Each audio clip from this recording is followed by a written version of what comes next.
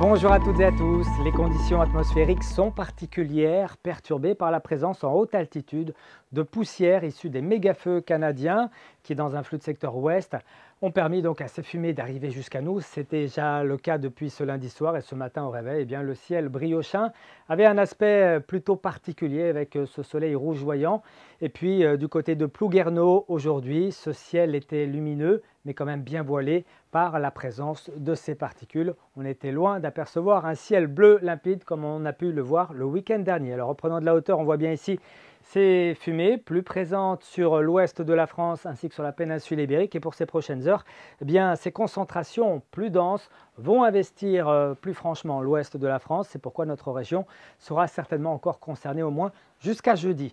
Pour justement la prévision de ce mercredi, on attend l'arrivée d'une perturbation en soirée. Avant cela, tout doucement, le ciel s'obscurcira par le nord-ouest. En matinée, le soleil devrait être présent, certainement à travers un voile d'altitude lié aux fumées sur l'île-et-Vilaine, la Loire-Atlantique et puis sur le Morbihan. Ailleurs, il s'agira de nuages bas avec certainement quelques brumes et quelques brouillards entre le Finistère, les Côtes-d'Armor et puis le nord de l'île-et-Vilaine. Dans l'après-midi, on conservera beaucoup de soleil sur le sud et sur l'est de la région. Puis les nuages, annonciateurs de la prochaine perturbation, vont investir le nord-ouest de notre région, entre le Trégor, le Léon et puis les îles d'Ouessant, où quelques gouttes pourront se produire. Ce seront des précipitations faibles et éparses.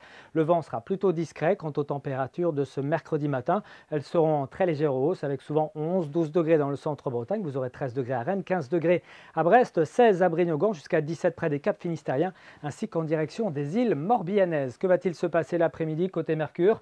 On se méfiera avec justement un ensoleillement qui pourrait être altéré par ces particules justement du niveau des températures. Elle pourrait être revue légèrement à la baisse au cas où les fumées sont un petit peu plus présentes que prévu.